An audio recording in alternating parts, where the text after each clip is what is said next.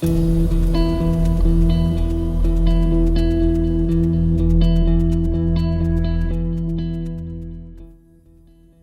students, I am Riddhi Khanna. I am working as an assistant professor in Maharashtra University with Faculty of Education.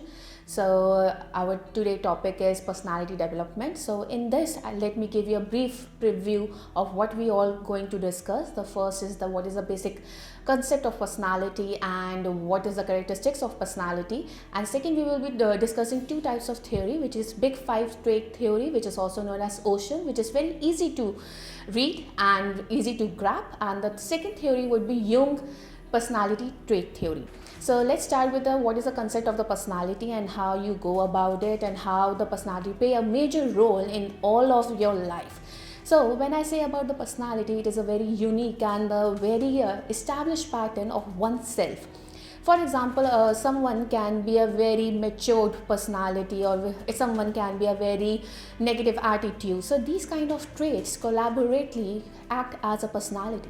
So when I talk about the personality, it is not only your cognitive behavior, it also take your subconscious mind, it also take your unconscious mind and your affective domain, which is a major turn up in your personality.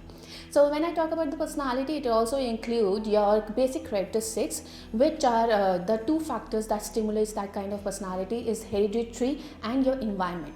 Hereditary, which is given from your factors of the organic behavior, from your father, from your genes, your gender, your IQ level, and then we talk about the environment, which includes your value, your beliefs, your opinion, your thought. So when I talk about the personality, it also contributes what kind of opinions you have on any kind of stated behavior. You can have your opinions, your belief, your attitude, which collaboratively brings your personality out grownedly. So in the personality, how to groom the personality, which is a major question when we sit for the interview, when we sit for any kind of PI interaction. At the time of interview, in the nanoseconds that the interviewer know what is your personality. As a personality, it is not always a static, it is always dynamic. Maybe in one kind of interview, you have not showcased your all the talent or all the personality attributes. But in another interview, you can go for your dynamics. For example, if I say, my first interview was not that apt manner because I was not able to go for the streamlined process, or I was very nervous. Your non-verbal communication do act to your personality. For example, if I'm always clinging to my phone, if I'm always clinging to my hair and leaning backwards, your personality traits define you whether you are nervous or not. Some traits, like if you're sitting very if you're sitting very stiff, and if you have a very lead in the command, that shows that you are very a confident person. These traits, these repetition behavior of these patterns and establish one's personality, one aura. So let's start with the first basic personality theory, which is Ocean. So as we said about the Big Five theory, the Ocean is the acronym of it. So the first O represents the openness to the environment.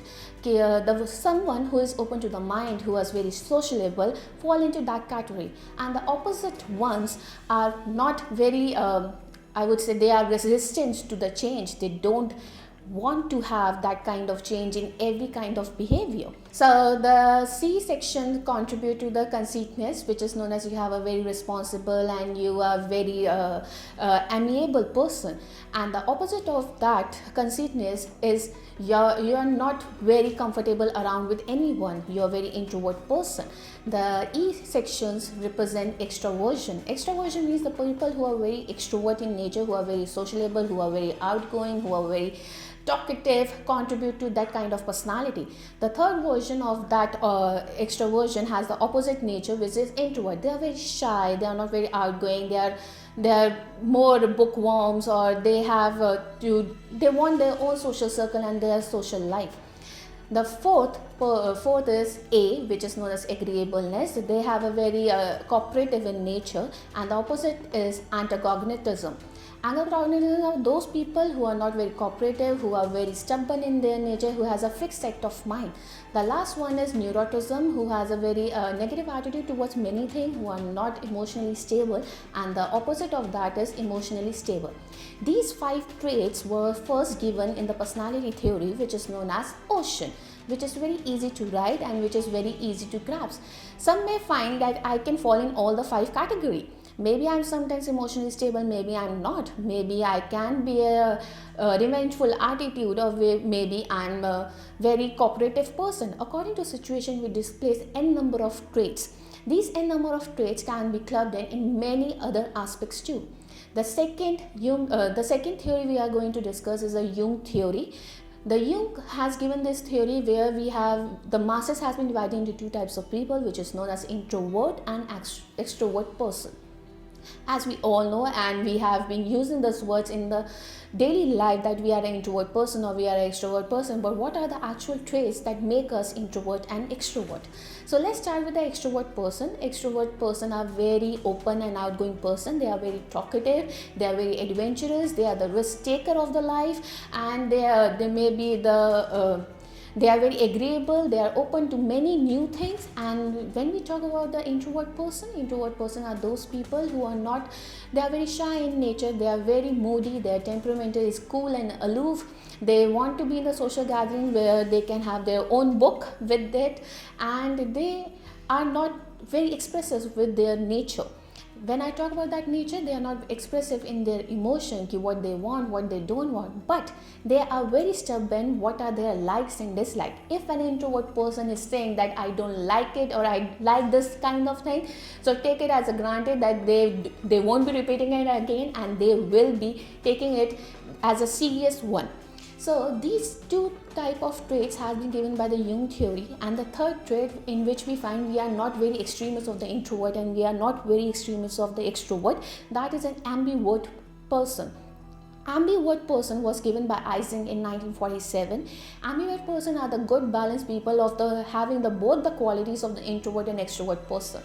So for example, if someone is not that cool and someone is not that bookworm, but someone who is not that outgoing, that person falls into the category of the ambivert. Ambivert has a very balanced view. They enjoy both the aspect of the introvert and extrovert. So sometime in the situation you play a different kind of role. Maybe in a situation you may be an introvert, and maybe in some other situation in the party circle or in the family gathering you may be an extrovert person. The both situation has been displayed by one individual. That individual is known as an ambivert person.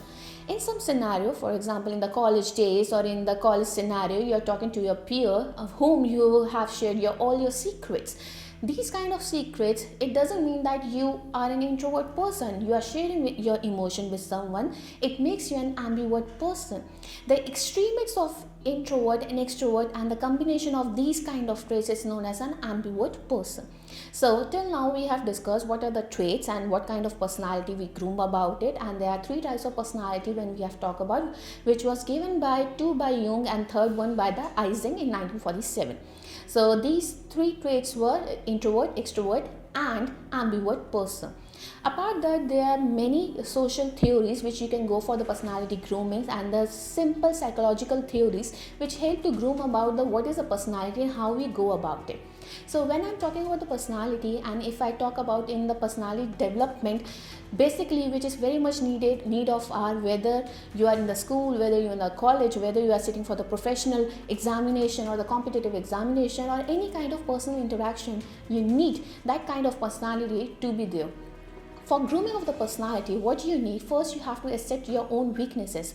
With that, if I take a college student who has maybe an average or age of 18 to 20 years and he has a good knowledge of 10 years of experience of his weaknesses, because of self-criticism, he knows what is his weaknesses, but that person doesn't know what is his strength. So there is a simple challenge that you can put yourself, that is SWOT analysis. SWOT analysis is an acronym of again, which is for S it is strength, W is for weaknesses, O for opportunity, and C for challenges. Firstly, it was known as a SWOT analysis, where it was SWOT, which was strength, weaknesses, opportunity and threats. But now the threats has been changed into challenges. The one, personality can be dynamic and groomed by keeping that challenges into the apt manner. So you can groom your personality by giving a short challenges to yourself and make that your weaknesses converted into your strength. So for today we will be ending our session here, and for any query you can just write an email to me on riddhi@miu.edu.in, and I hope this video will help you and clear your doubts in fact.